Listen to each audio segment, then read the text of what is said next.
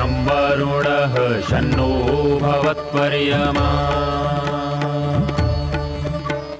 शन्न इन्द्रो बृहस्पतिः शन्नो विष्णुरुक्रमः ॐ शान्ति शान्ति शान्तिः।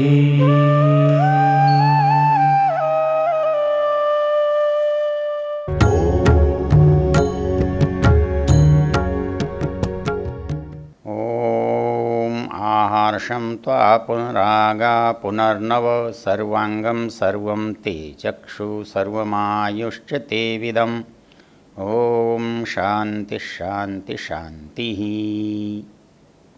हम इस वेद ज्ञान की चर्चा में ऋग्वेद के दशम मंडल के 161वें सूक्त की चर्चा कर रहे हैं। वैसे ये सूक्त यक्ष्मनाशन कहलाता है। इसका देवता राजयक्ष्मनाशन है और इस सूक्त में 5 मंत्र हैं। 4 की मंत्र की चर्चा हम पीछे कर चुके हैं। इस सूक्त की सबसे महत्वपूर्ण बात है कि इस सूक्त में जो चिकित्सा है वो यज्ञ के द्वारा की गई है,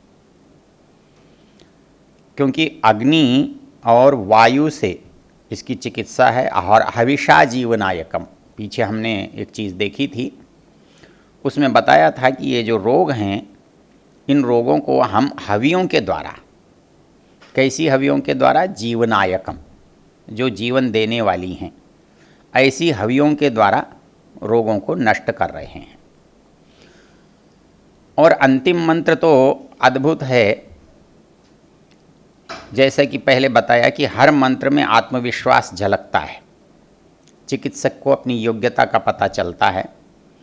और परमेश्वर की भाषा में यदि कहें तो यज्ञ के प्रति जो ज्ञान है उसकी इसमें पराकाष्ठा दिखाई देती है। आहार्षम त्वा पुनरागा पुनर्नव। वैद्य कह रहा है रोगी को कि मैं तो तुझे वापस खींच लाया हूँ।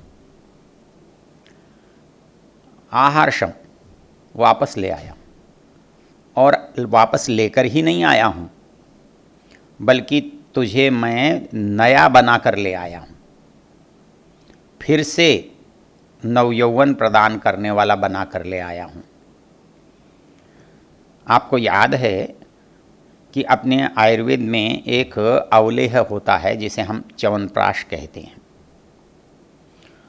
उसकी एक ही विशेषता मानी जाती है कि च्यवन ऋषि जब वृद्ध हो गए तो वृद्धता के कारण जो दुर्बलता, जो रोग, जो असामर्थ्य उनके अंदर आया, उसको दूर करने के लिए एक रसायन का निर्माण हुआ और उस रसायन का नाम च्यवनप्राश है।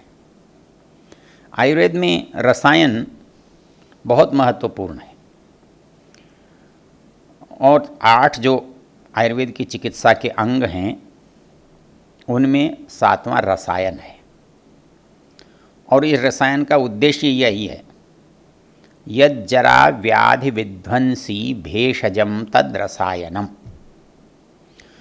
जो पदार्थ, जो वस्तु, जो योग जरा और व्याधि विध्वंसी, जरा कहते हैं बुढ़ापे को, जीर्णता को, धीरे धीरे आदमी कमज़ोर हो जाता है, गल जाता है, जीर्ण हो जाता है, दुर्बल हो जाता है।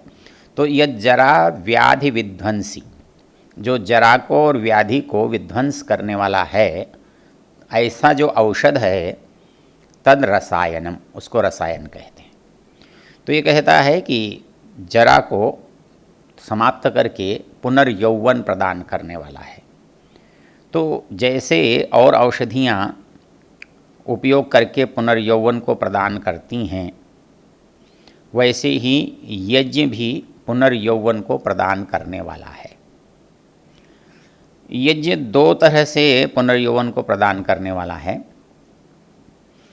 एक ये मानसिक और शारीरिक दोनों तरह की चिकित्सा में उपयोगी है। शारीरिक चिकित्सा में तो उसके अंदर जो डाली गई औषध हैं वो औषध जल करके या तो वायु में मिल जाती हैं या राख के रूप में बदल जाती हैं।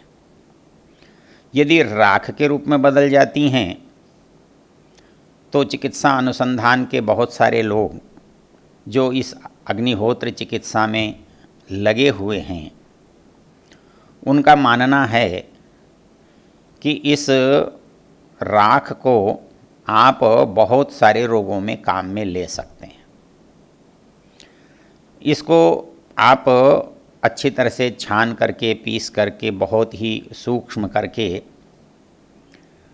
आप इसको मात्रा में जल के साथ दूध के साथ उपयोग कर सकते हैं चिकित्सक के परामर्श के अनुसार, क्योंकि जिन जिन औषधियों को आपने यज्ञ कुंड में आहुति के साथ डाला होगा उनकी औषधियों की ये राख है, तो वो राख उन औषधि गुणों से युक्त भी होती है।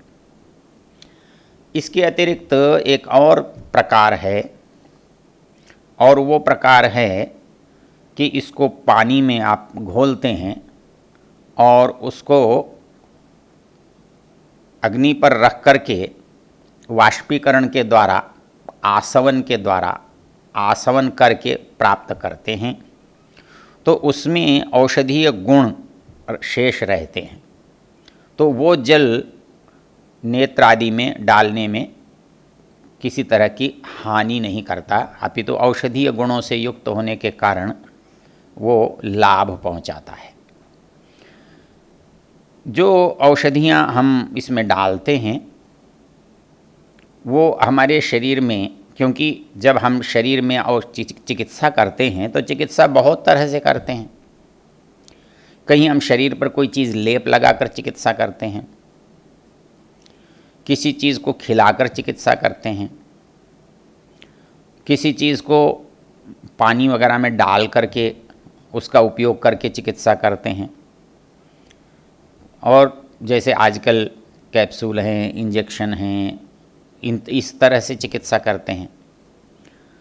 वैसे ही यज्ञ में भी बहुत सारी तरह की चिकित्सा हम कर सकते हैं, और जो अनुभवी वैद्य हैं, जो इस यज्ञ चिकित्सा की जानकारी रखते हैं, इच्छा रखते हैं, वो इसका प्रयोग करते हैं, और इसके द्वारा भी वही सामर्थ्य उपार्जित किया जा सकता है। क्योंकि यहाँ कहा है आहत्वा आहारशम, मैं तुझे ले आया। तो वेद जो है वो चिकित्सा के हर प्रकार को महत्व देता है, चाहे वो स्पर्श चिकित्सा है, चाहे आश्वासन चिकित्सा है, सांत्वना की चिकित्सा है, और कोई मर्दन है, शोषण है, आतप है, जल है, अग्नि है, इनके उपयोग के द्वारा भी जो जो काम हो सकते हैं उनका उपयोग करते हैं। तो ये कहता है आहार क्षमत्वा, मैं तुझे मृत्यु के मुख से निकाल लाया, और निकाल कर वैसे ही नहीं लाया,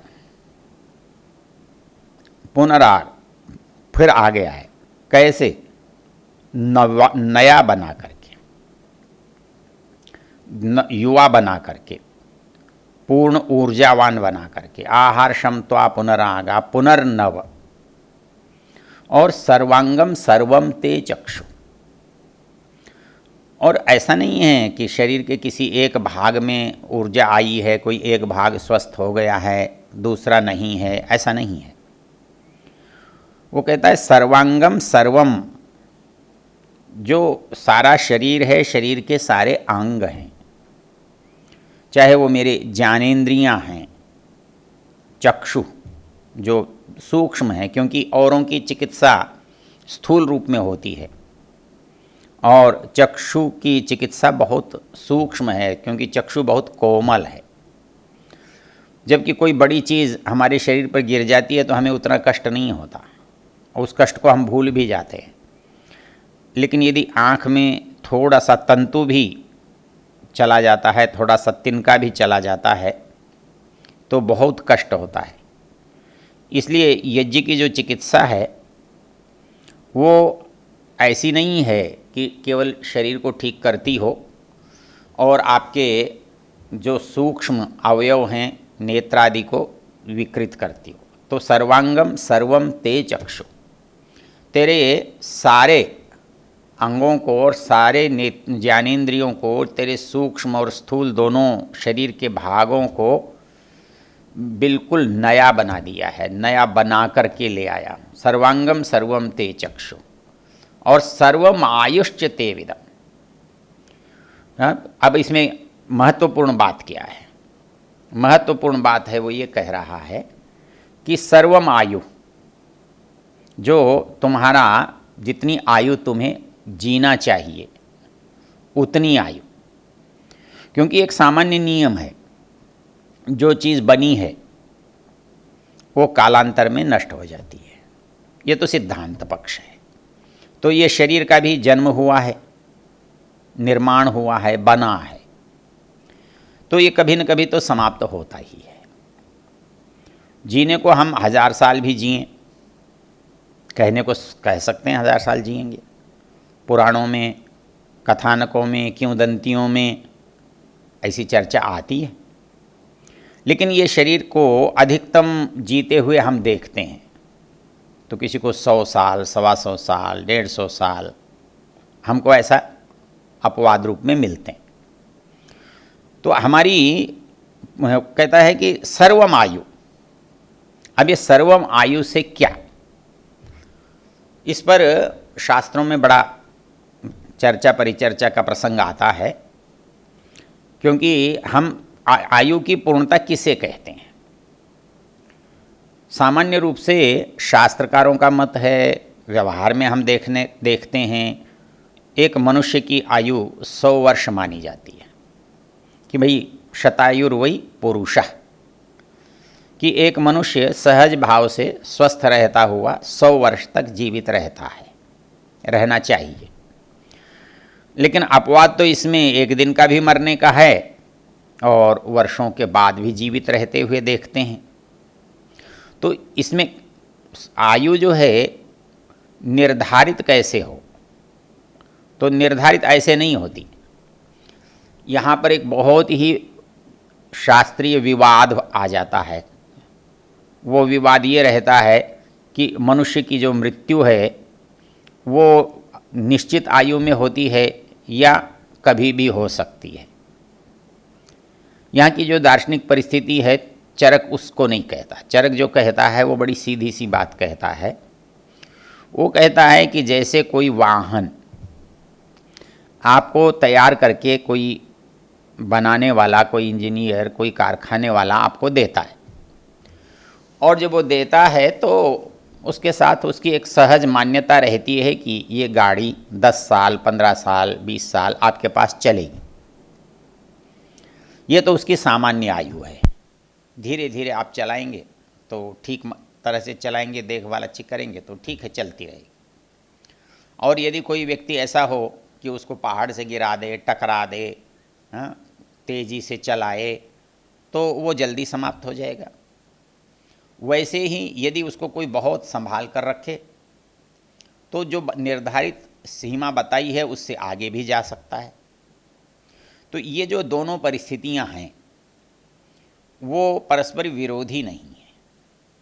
इसमें महज हम एक विवाद के लिए विवाद करते हैं कि हमारी सांस गिनती की हैं, हमारी आयु निश्चित है, हमको तो उतना ही जीना है जितना भगवान ने कहा है।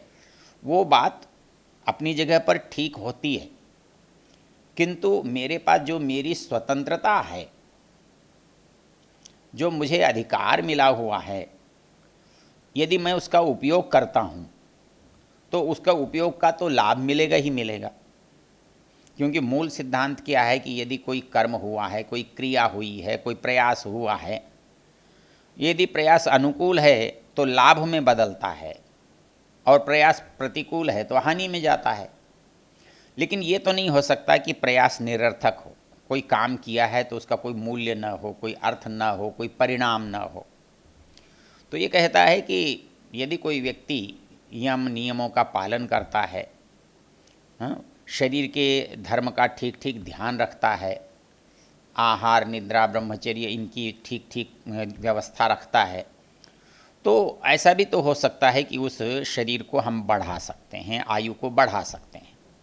ऋषि दयानंद इसके लिए कहते हैं कि एक मनुष्य अधिकतम 400 वर्ष तक अपनी आयु को बढ़ा सकता है, कि वो भी बहुत अधिक है, क्योंकि हमारी सामान्य आयु, जब हम औसत आयु की बात करते हैं तब तो अब तो पहले से बहुत अधिक हो गई, क्योंकि आधुनिक संसार में चिकित्सा बहुत बढ़ गई और उपकरण बहुत अच्छे आ गए, और मनुष्य के जीवन का एक सिद्धांत है, यदि उसे शारीरिक सहयोग सुख सुविधा के साथ मानसिक सांत्वना यदि कोई प्रदान करे, मानसिक बल उसे प्रदान करे, तो उसको जीना बहुत आसान हो जाता है।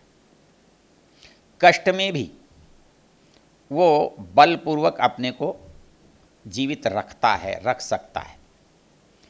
और आज की स्थिति में जहाँ आधुनिक सुविधाएं तो बहुत हैं, औषध और हैं, तत्काल जाते हुए प्राणों को हम रोक लेते हैं, केवल उतने से पर्याप्त सुविधा नहीं मिलती। उसके साथ साथ यदि मनुष्य को सेवा शुश्रूषा का भाव मिलता है तो वो मनुष्य को आत्मिक जो बल है, मानसिक बल है, वो प्रदान करता है। और जो जिजीविषा है, वो जिजीविषा यदि मनुष्य में उत्पन्न हो जाए तो वो जिजीविषा मनुष्य को विकट परिस्थितियों में भी जीवित रखती है।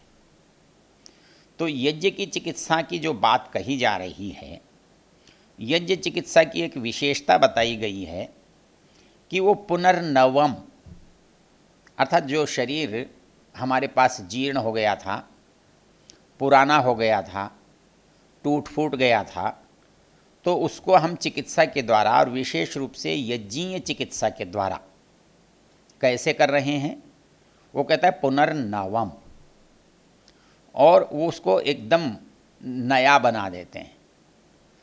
वो उस नया बनाने की प्रक्रिया जहाँ औषधियों के रूप में हम देखते हैं और आजकल की परिस्थिति में शल्य चिकित्सा के रूप में देखते हैं, जिसे हम प्लास्टिक सर्जरी कहते हैं, उसमें हम परिवर्तन ले आते हैं। लेकिन वो परिवर्तन आरोपित है, बाहर से डाला गया है, रचना में से नहीं आया है। तो यहाँ ये कहता है कि यज्ञीय जो चिकित्सा है उसकी विशेषता क्या है। कहता है यज्ञीय चिकित्सा की विशेषता है कि वो रचना जो निर्माण की प्रक्रिया में है वहाँ ठीक होती है। मशीन से कोई चीज़ हमने बनाई, बनी हुई चीज़ में कोई कमी हुई, उस कमी को हमने बाहर के प्रयत्नों से दूर किया, ये तो अलग चीज़ है। लेकिन हमने मशीन को ही सुधार दिया और उससे काम ठीक शुरू होने लगा। तो उस शब्द को बताने वाला एक शब्द है इस मंत्र में, वो है पुनर्नवम, अर्थात मनुष्य को यज्ञ चिकित्सा से नव जीवन प्रदान किया जा सकता है। ओम।